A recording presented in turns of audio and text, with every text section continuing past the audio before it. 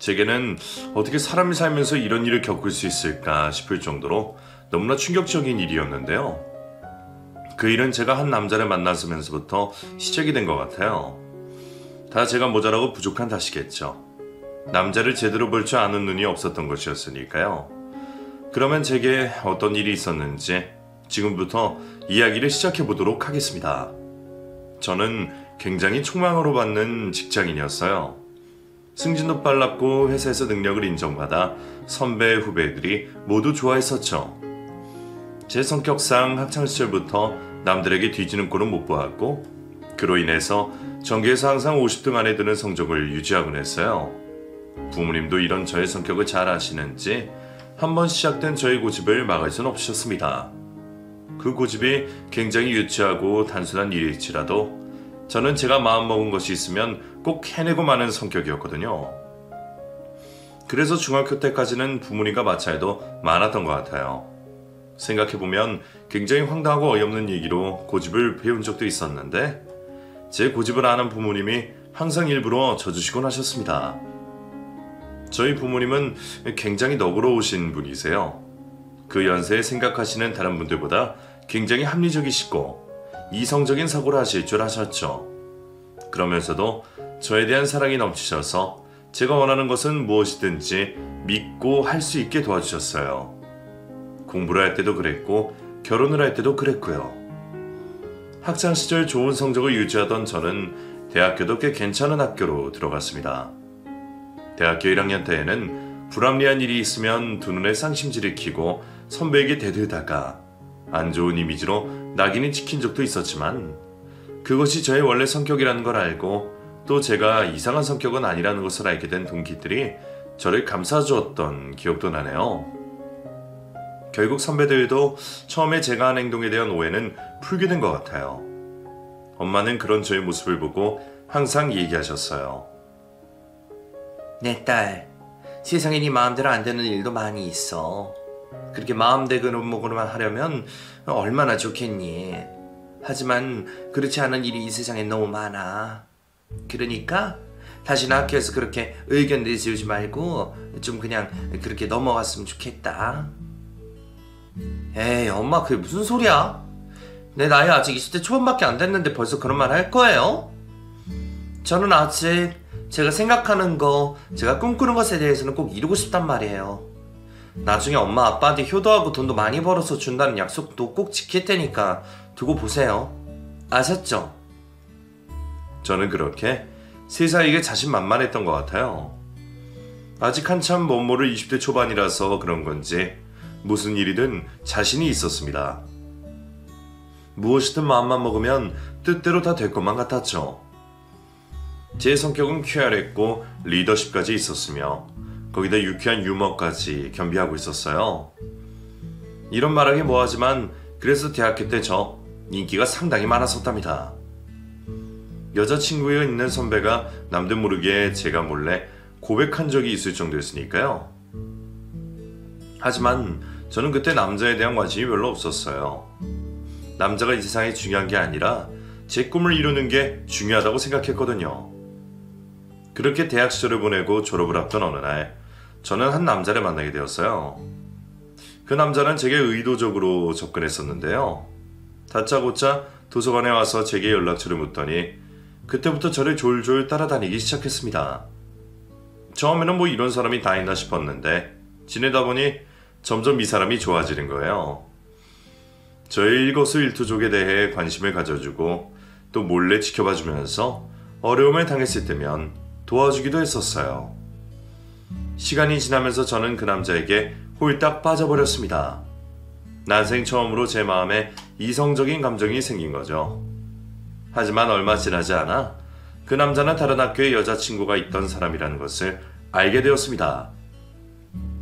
주변의 말을 잘 들어보니 제가 집안도 괜찮고 성격도 좋아 보였다면서 저에 대해 세세히 물어보았다고 해요.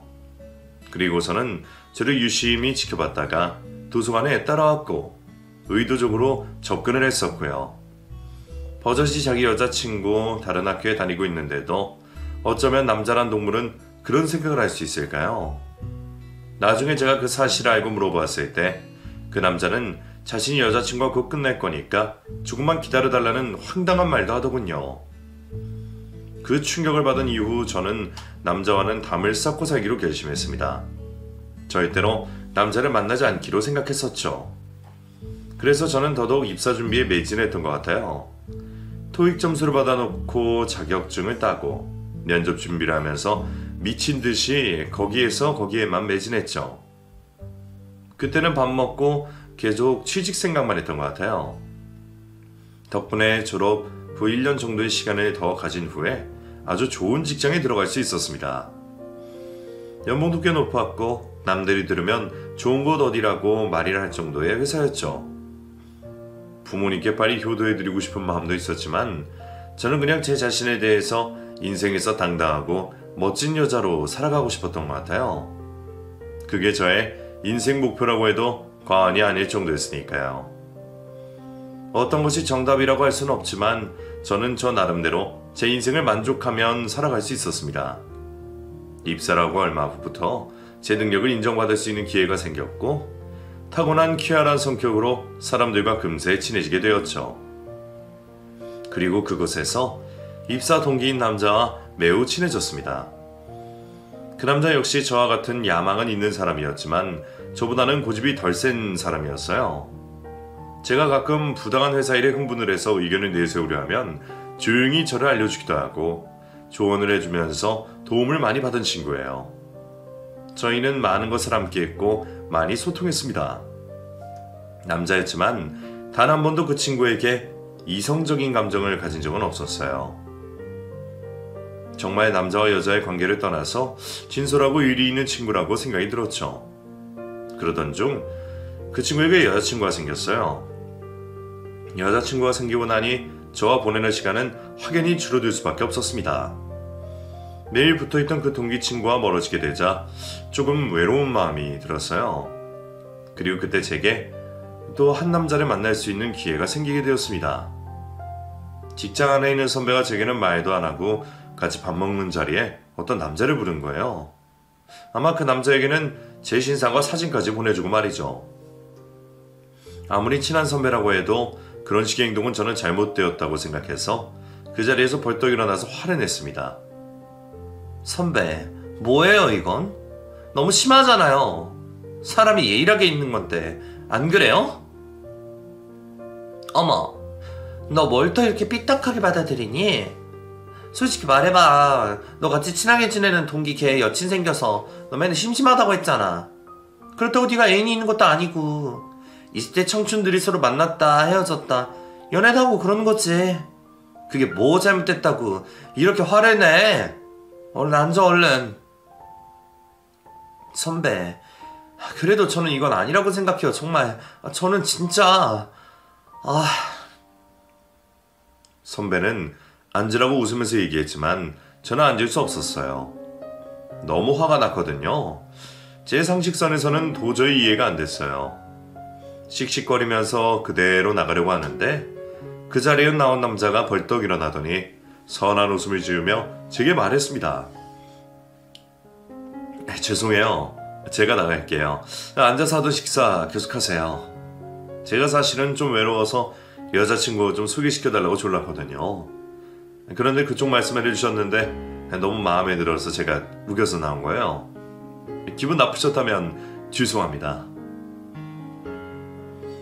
너무나 선한 인상으로 되게 그렇게 말하는 그 남자에게 저는 더 이상 화를 낼 수가 없었습니다. 그 남자는 무슨 죄예요? 선배가 오늘의 자리를 불렀으니까 왔겠죠. 그리고 솔직히 저도 너무 심심하고 외로워가지고 새로운 사람을 만나고 싶다는 생각도 했었거든요.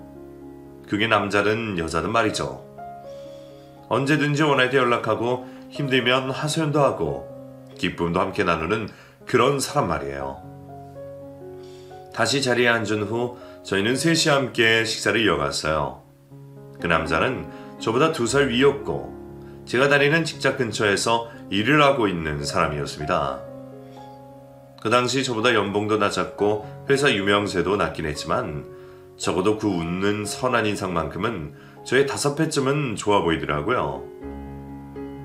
서글서글하니 너무나 첫인상이 괜찮았던 그 남자와 어색하게 첫 만남을 가진 그날, 옆에 있던 선배는 계속해서 부담 없이 밥을 먹고 가라며 제게 말했는데, 맞은편에 그 남자를 두고 부담스러워서 밥도 제대로 먹지 못했던 기억이 나네요. 그리고 그날 이후 그 남자는 제게 안부 연락을 하기 시작했습니다. 선배를 통해 알게 된 제 전화번호로 연락을 했는데, 처음에는 무례하다라는 생각이 들기도 했지만 그 남자의 연락을 차츰 기다리는 쪽으로 바뀌게 되더군요. 사람은 정말 모르는 것 같아요. 제가 이렇게 다시 한번 남자에 대한 마음을 두게 될지를 상상도 못했는데 말이죠. 대학교 때 말도 안 되는 남자가 직접 돼서 그 이후로 절대 내 인생에 남자는 없을 거라 생각을 했었는데, 불과 몇 년 만에 새로운 남자의 연락을 기다리고 있는 제 자신을 발견하고는 저 혼자 피식 웃음까지 지었습니다. 그 남자는 정말 착했던 것 같아요. 저의 쾌활하고 당찬 성격이 너무나 좋다고 했고, 이런 저의 모습을 볼 때마다 사이다를 먹은 것처럼 시원함을 느꼈다고 했습니다. 대부분의 사람들은 불합리한 것이 있거나 마음에 들지 않은 부분이 있어도 어쩔 수 없이 꾹 참기만 하고 있는데, 저는 그렇지 않아서 너무 좋다고 하더라고요. 몇 달의 시간을 지내면서 그 남자 밥도 먹고 술도 먹고 때로는 영화도 보았습니다. 최신 영화가 나와도 볼 사람이 없어 망설이고 있던 시간을 그 남자로 인해서 기쁨의 시간으로 바뀌게 되었죠. 부모님은 이런 저의 모습을 보고 좋은 일이 있다는 것을 한 번에 눈치채셨습니다. 그리고 저를 기분 좋은 웃음을 짓게 해주는 사람이라면 그 누구도 좋다고 하셨죠. 그리고 한 달 후쯤 저희는 연인이 되었습니다. 남들이 하는 건 다 하면서 데이트를 했던 것 같아요. 맛집부터 시작해서 벚꽃놀이, 축제까지 안 가본 곳이 없이 돌아다녔습니다. 제가 성격도 밝은 데다가 체력까지 좋아서 그런 곳에 가면 남친보다 더 많이 재미나게 보냈어요. 남친은 그런 제게 가끔씩 투정도 했지만 늘 저를 바라보는 눈빛에 애정이 가득했습니다. 와, 우리 여친은 안 피곤해? 난 다리 아파 죽겠는데. 난 괜찮은데? 에이, 남친 체력이 여친보다 나빠서 되겠어? 내일부터 체력 훈련 해야겠구만. 우리 그럼 나중에 아이 많이 낳고 살아도 하나도 안 힘들겠다, 그지? 뭐? 아이? 뭐야 지금? 나한테 프로포즈 하는 거야? 난 꼭 너랑 결혼해서 최소 아이 3명 이상 낳고 재미있고 활기차게 살 거야. 그게 인생이지, 안 그래? 남친은 제게 결혼을 하고 싶다고 내비쳤어요. 연애한 지 얼마 되지 않았기에 결혼은 생각도 하지 못했었는데 막상 그런 얘기를 들으니 기분은 좋았습니다. 하루하루가 구름 위를 걷는 것처럼 즐겁고 행복했던 것 같아요. 이런 제 마음을 알게 된 회사 동기가 축하한다고 하더라고요. 그러면서 연애 상담이 필요할 때에는 언제든지 자기한테 상담 신청을 하라며 우스갯소리를 했어요. 자신도 그럴 것이라면서요. 그리고 얼마 지나지 않아 그 친구가 자신의 여자친구와 다투었다며 제게 상담 신청을 해왔고, 저희는 아주 오랜만에 단둘이 회사 근처 술집에서 술을 한잔 하기로 하였죠. 남친에게 솔직하게 그런 자리를 한다고 일을 했는데 남친은 굉장히 화를 내더라고요. 아무리 그래도 남자 여자 단둘이 술 마시는 게 말이 돼? 어? 얘는 그냥 입사 동기이고 나한테는 남자가 아니야. 그냥 순수하게 대화를 하는 친구라고. 친구. 나를 심하는 거야? 상황이 그렇잖아. 자기는 아니라고 해도 그놈은 그럴지도 몰라. 그러니까 내가 같이 가야겠어. 못 믿어하는 남친과 함께 그 자리에 함께하게 되었고, 자리하는 내내 너무나 불편해서 회사 동기도 별로 말을 하지 못할 정도였습니다. 그리고 그날 밤 저희는 격렬하게 싸우게 되었죠. 서로의 생각 차이가 있을 수도 있겠지만 저희는 서로의 의견을 꺾지 않았습니다. 너무나도 격렬해서 상처 주는 말까지도 서슴지 않았던 것 같아요. 하지만 얼마 후 저희는 또다시 뜨겁게 화해하게 되었고, 이전보다 더 불타는 사랑을 나누었습니다. 5년여의 시간 동안 저와 남친의 연애는 몇 번의 싸움을 하며 지속되었고, 결국 결혼을 하게 되었죠. 남친이 모아둔 돈보다 제가 모은 돈과 저희 집안에서 해줄 수 있는 것이 훨씬 더 많았기에 저희 부모님은 아끼지 않고 전폭적인 지지를 해주셨어요. 집을 구하는 데에도 70% 이상을 보태셨고 다나온수 부분도 어디 내놓아도 부족함이 없도록 해주셨습니다. 그 덕분에 저는 시부모에게 인정도 받고 대우도 받았어요. 아가라고 부르시면서 맛있는 것도 많이 사주시고 때때로 백화점에 들어가서 예쁜 옷도 한 벌 사주셨죠. 우리 아가는 정말 내 마음이 쏙 들어. 우리 아들이 어디서 이런 여자를 만나게 된 건지 아직도 실감이 안 나네. 이제 아이만 낳으면 되겠다, 그치? 더도 말고 덜도 말고 딱 새만 낳아서 잘 키워보거라. 너 같은 성격이면 진짜 아이들이 밝고 건강하게 잘 자랄 거야. 네, 어머님. 저도 그러고 싶어요. 저희 노력하고 있으니까 곧 생기겠죠. 아이를 갖기 위해 결혼 후 피임 한 번 하지 않았던 저희 부부는 바로 아이가 생기는 줄 착각하고 있었던 것 같아요. 열심히 직장에 다니고 달콤한 신혼생활도 즐기면서 1년을 아무 걱정 없이 지냈는데 이상하게 임신에 대한 소식이 한 번도 없더라고요. 지켜보시는 양가 부모님도 걱정을 좀 하시긴 하셨는데 가장 문제인 건 바로 남편이었습니다. 자신은 아무 문제가 없다고 하면서 저한테 문제가 있는 쪽으로 몰고 가는 것 같더라고요. 얘기를 들으면서 점점 기분이 안 좋아진 저는 적극적으로 병원에 다니면서 검사를 받아보기로 했죠. 혼자 산부인과에 가서 검사를 받았는데 검사 결과는 매우 긍정적이더라고요. 난임 부부가 워낙 많은 세상이니 스트레스 받지 말고 운동도 하면서 건강하게 살면 아이가 찾아올 것이라고 하셨습니다. 그 말을 듣고 저는 또 제 성격대로 최선을 다했어요. 운동도 다니고 스트레스도 안 받으려고 노력했죠. 하지만 시간이 지날수록 마음은 조급해졌고 임신에 대한 스트레스가 점점 커지기 시작했습니다. 특히 시모는 저를 만날 때마다 혹시 좋은 소식이 없느냐고 물으셨고 한숨을 쉬시며 실망한 표정을 지으실 때 정말 너무 스트레스를 받아 미쳐버릴 정도였어요. 결혼 후 5년쯤 지났을 때에는 제 스스로가 자포자기한 심정이 생기더군요. 이제는 회사 사람들도 왠지 제게만 아이에 대한 이야기를 안 하는 것 같고 동료 직원의 육아 스트레스에 대한 이야기를 들을 때면 눈물도 나고 막 그러더라고요. 그 시기 즈음에 저와 친했던 입사 동기도 속도 위반으로 결혼을 했어요. 어찌나 부럽던지 차라리 저도 속도 위반이나 해서 결혼을 했으면 좋았을 것이라는 생각도 했었네요.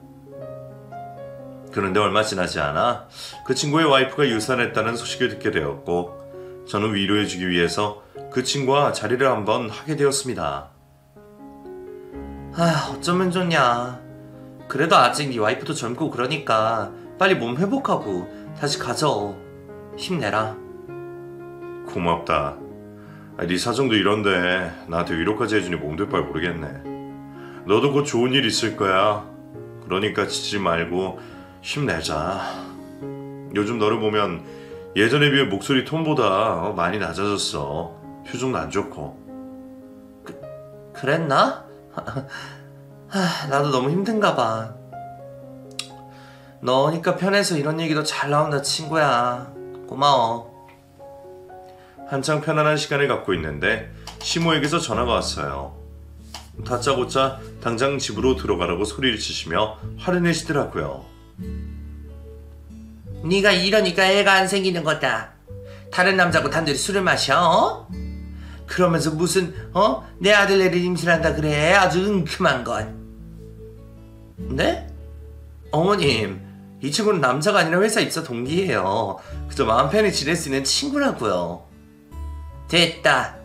그런 소리 집어치워라. 정말 실망이다. 네가 어쩌면 그럴 수가 있냐? 알고 보니 제가 남편에게 다른 친구를 만난다고 했었는데 남편이 제 회사 근처에서 기다리다가 저와 동기 남자애가 함께 술집에 들어가는 것을 보았나 보더군요. 그리고는 제게 물어보지도 않고 곧장 시모에게 전화를 걸어 낱낱이 고자질을 했던 것이고요. 너무나 유치하고 황당한 남편의 행동에 할 말을 잃었습니다. 그날 이후 남편과 저는 냉랭한 기운이 감돌기 시작했고 항상 화끈하게 먼저 다가가서 화해의 손길을 내밀던 이번에는 그러지 않았어요. 둘이 있어도 어색함이 감돌았고 서로의 마음속 이야기는 꺼내지도 않았던 것 같아요. 그렇게 시간은 7년, 8년쯤 지나고 있었습니다. 그 시기는 제가 회사에서 승진을 앞두고 어떤 금 프로젝트를 맡았던 시기이기도 해요.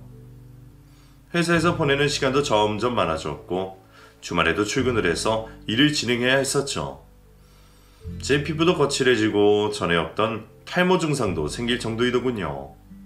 그러면서 제 성격은 조금씩 변했던 것 같아요. 쾌활하고 밝지 않았고 늘 우울해 보였고 말수도 많이 적어졌었어요. 남편은 이런 제 모습을 보고는 점점 제게 가까이 오지 않기 시작한 걸 느낄 수 있었습니다. 말끝마다 제가 변했다고 하면서 자기가 사랑했던 여자의 모습으로 돌아오라고 하는데 현실성 없는 남편의 말에 또 싸움이 시작되기도 했죠. 당신은 지금 말이 되는 소리를 해라. 결혼 8년째 임신도 안 됐지. 회사 일 때문에 스트레스만 땅이지. 내가 좀 웃고 쾌활하게 살게 생겼어? 당신 내 그 성격만 보고 결혼한 거야? 그래, 난 네 성격 보고 결혼했다. 당신의 그런 모습이 너무 좋아서 평생 웃으며 즐겁게 살 수 있을 것 같았거든. 당신 요즘은 완전 병든 닭 같아. 화장도 잘 안 하고 옷도 신경 안 쓰고. 무슨 생각을 하면서 사는 거야 도대체? 오로지 내 머릿속에 임신밖에 없다고. 당신 엄마가 맨날 네 얼굴만 보면 하시는 말씀이잖아. 나이 40이 다 돼가는데 애 하나도 없어서 아들이 불쌍하다고.